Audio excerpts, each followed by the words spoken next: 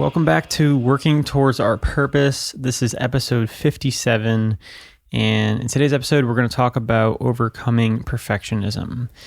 Before we get into that, we are going to do our daily check-in, or our episode check-in, however you want to say it.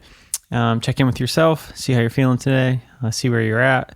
For me, I was feeling pretty good this morning, feeling inspired. I just finished a really good book. But if you're watching on YouTube, you can see I got a different camera setup today. So I think I'm also a little anxious about that. Hopefully it works out. And my phone, which I'm using to record this now, the battery lasts. I'm hoping the battery makes it through the episode. So little, I guess, preoccupied by that. But having said that, hopefully I can put it out of my mind and we can get into today's episode. So yeah, perfectionism. Perfectionism is something I've struggled with. And so last week I was recording 2 episodes, as I do every week, and I felt that they were good topics, but I also felt like I could have, I guess, performed them better. I felt like maybe I didn't get everything out that I wanted to say, or maybe I didn't say it in the most clearest way. So it kind of just brought up this idea of perfectionism, and that's kind of what I told myself. I was like, okay, you're kind of just being a perfectionist here.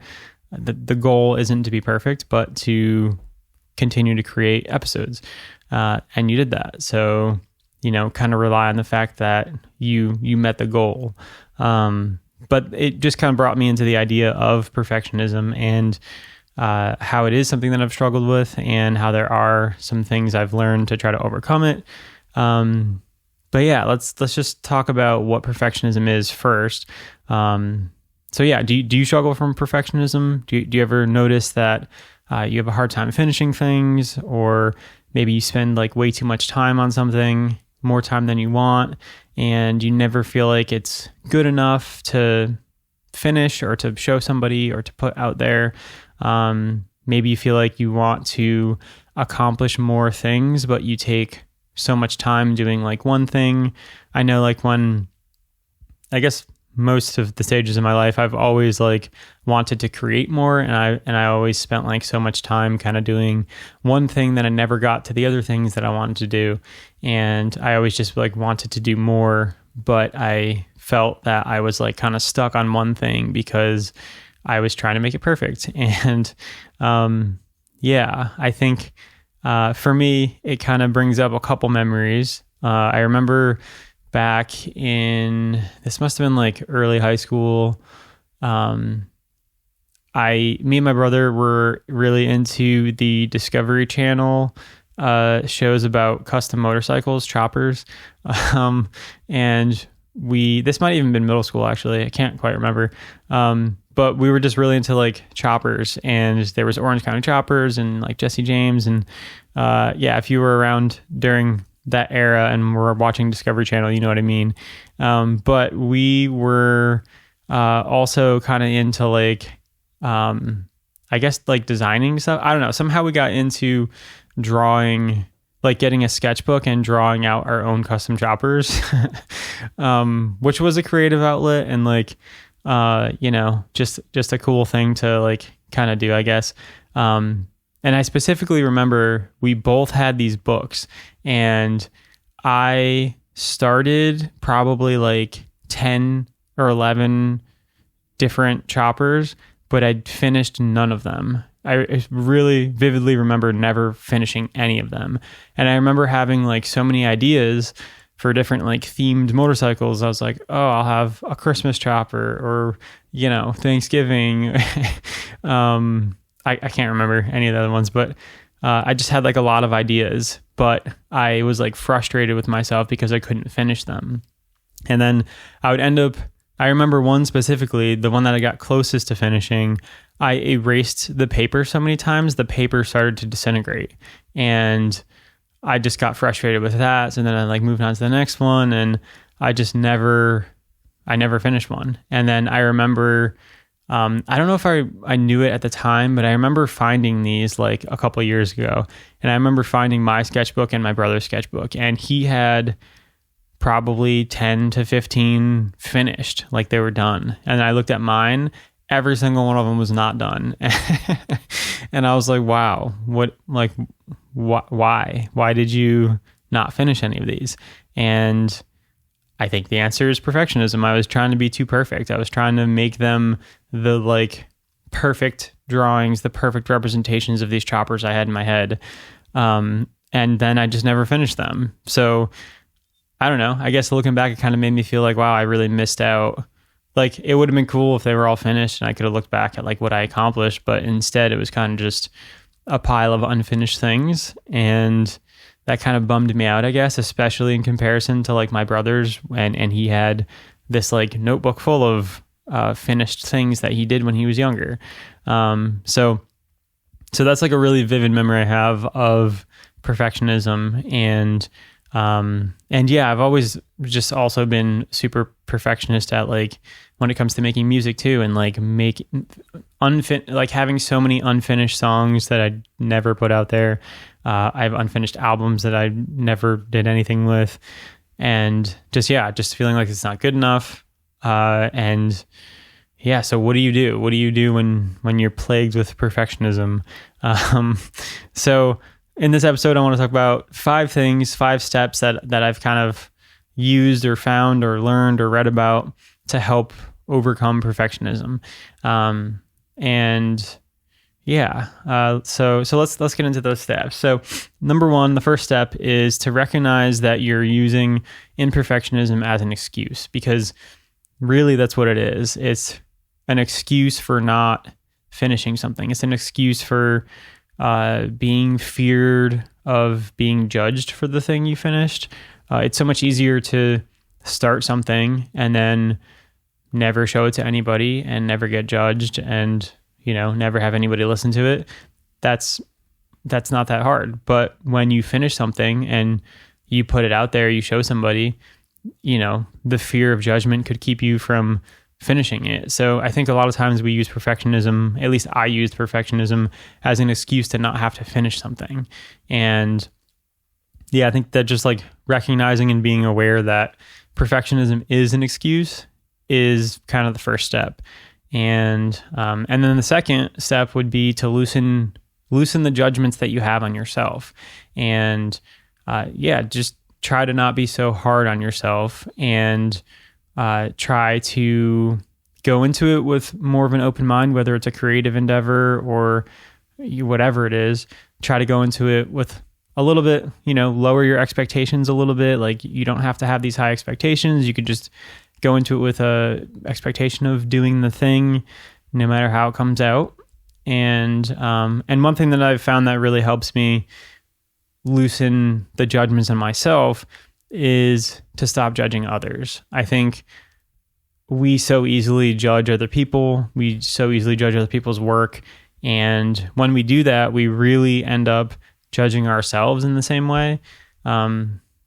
Music, for example, for me was, I was doing it with that. Like I would listen to other bands, I would be critical of like other people's music and be like, oh, this part sucks, they should have done this better, or I don't like this part, or they're not that good here. And in reality, I'm making all of those judgments come back to myself, because then when I'm making something, I'm looking at it in the same way of like, oh, this isn't good enough, I don't like this here. And you can always pick something apart from something, especially if it's a creation, a creative endeavor, you can always pick something apart from it, but you can choose not to. And I think when you choose to not judge others, it helps you to not judge yourself as much. So yeah, the second step is to just loosen your judgments on yourself. And you can do that by first practicing not judging other people's work. Or just other people in general, because that's probably a good way to live.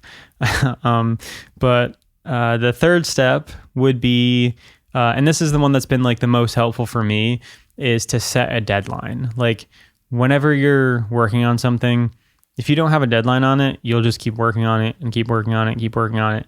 And when you have a deadline for something, you have to finish it by then. And of course, you need to also hold yourself accountable and actually finish it when you make a deadline.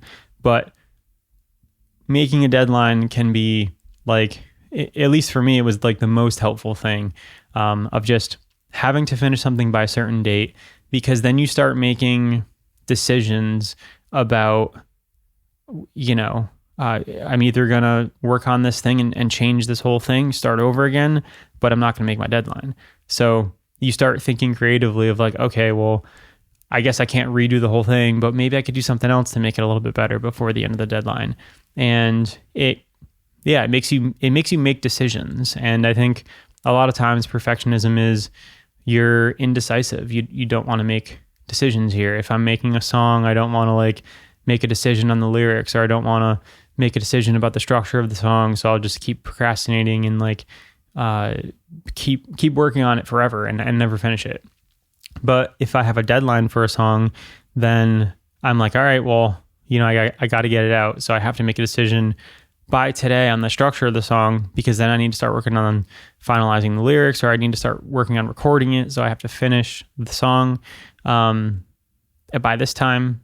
So I think deadlines are really helpful. An example of that for me would be this year for me musically. I gave myself a goal and a deadline for every month to have a song written, recorded, completed, and published every month for this year. And that's been a hard deadline for me, because normally I procrastinate and normally I want to over obsess about stuff. So it's been really helpful for me to practice overcoming imperfection, or it's been helpful for me to practice overcoming perfectionism. That's a mouthful. And just having those constant deadlines of,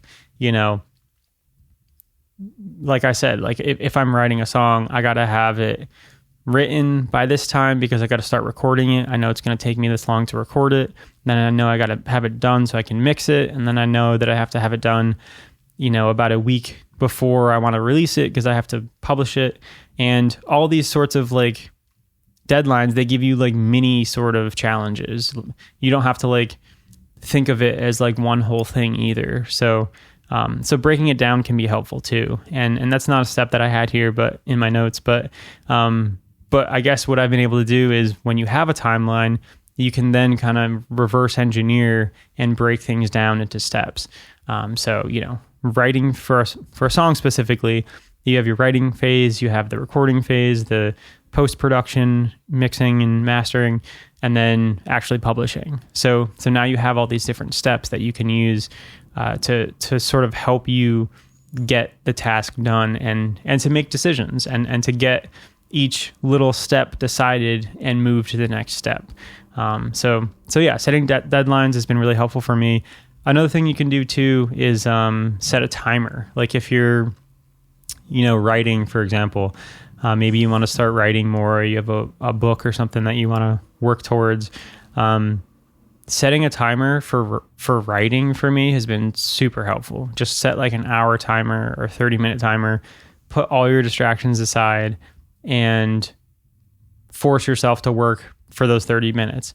And you have to work. It's a deadline, so it's like you have to keep yourself to it. And for me, it's been really helpful to just get to work, and then to basically block out the voices of like, well, this sentence isn't perfect enough, so maybe I should redo it. You just go and you just make something, and then you can like look at it again later, and review it later, edit it later. So setting a timer has also been kind of helpful. And that brings us to the fourth step of overcoming perfectionism, which is relying on a trusted friend. I think a lot of times, especially when it comes with creative things, we can create something in our head and, bring it to life and create it. But sometimes it feels like I have no idea. Like I think it's good maybe, but there's nothing to like reference it with. Like I don't know what anybody else is thinking. And, sometimes it's not important what other people are thinking. But I think if you're in a position where you are afraid that it's not good enough, or you're afraid that like you're not going to put it out, I would say in that case, then talk to a trusted friend and be like, hey, here's this thing I made. What do you think of it? Like, give me some honest feedback. Let me know, is it worth like trashing it, or is it worth putting it out there? Because I think in that case, if you're already kind of convinced yourself it's not good enough, by showing a friend, they could be like, no, that's actually really good. I think you're being a little too critical of yourself. It can kind of give you the extra motivation that you need to like follow through with it and to put it out there. This one's a little bit tricky. I think you do have to make sure that the friend is a trusted friend, and somebody who's not gonna maybe steer you wrong. And obviously, depending on like what it is, if it's a music thing, I would want to show my music friend versus like somebody who maybe doesn't like music or isn't into music as I am. So you want to make sure that you're also matching like I guess interests when you're doing that. But yeah, so then that brings me to the fifth step, which is the simplest step by far. It's to just do it. The antidote of perfectionism is to just do the thing. And of course, that's easier said than done.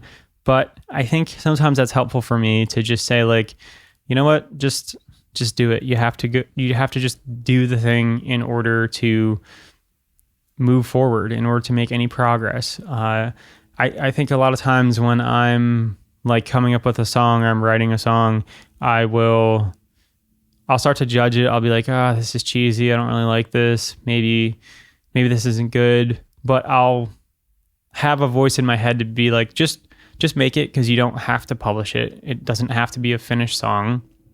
It could also just be an idea. But if you don't follow through with the idea, you're not going to know if it's good enough. Sorry, that I misspoke there.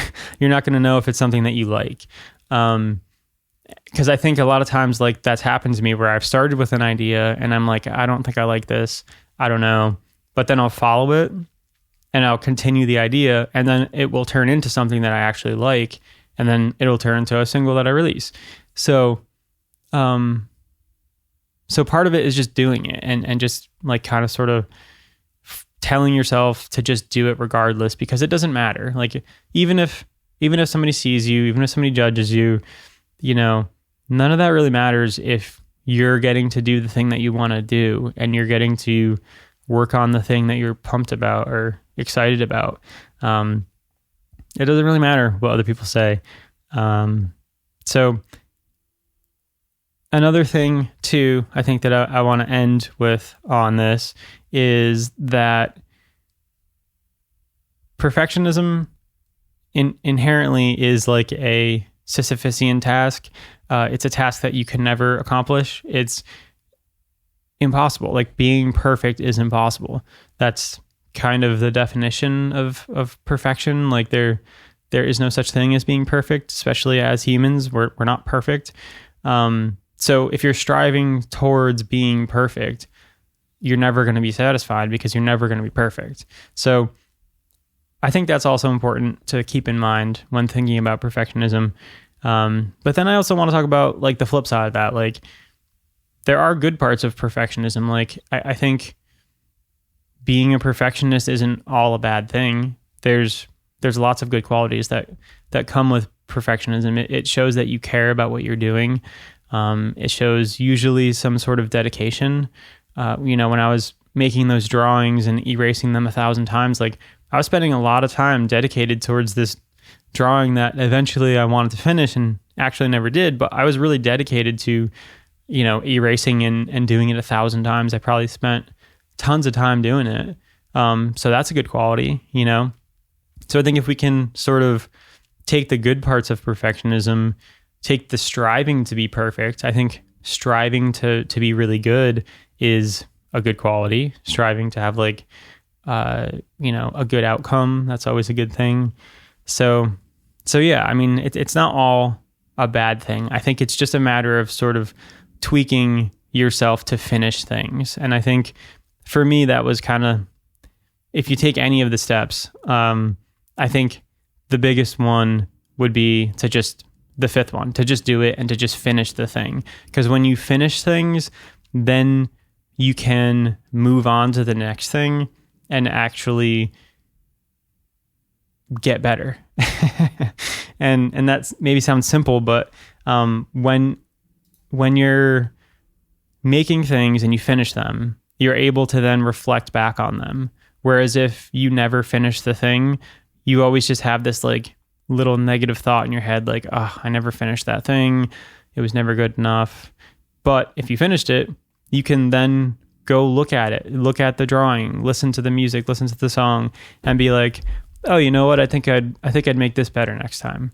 So getting the thing done and just doing the thing is what's going to help you to get better at whatever it is that you're doing. So yeah, hopefully that's been helpful. Hopefully maybe you can resonate with some of the parts of this. If you're a perfectionist, I think there's a lot of perfectionists out there.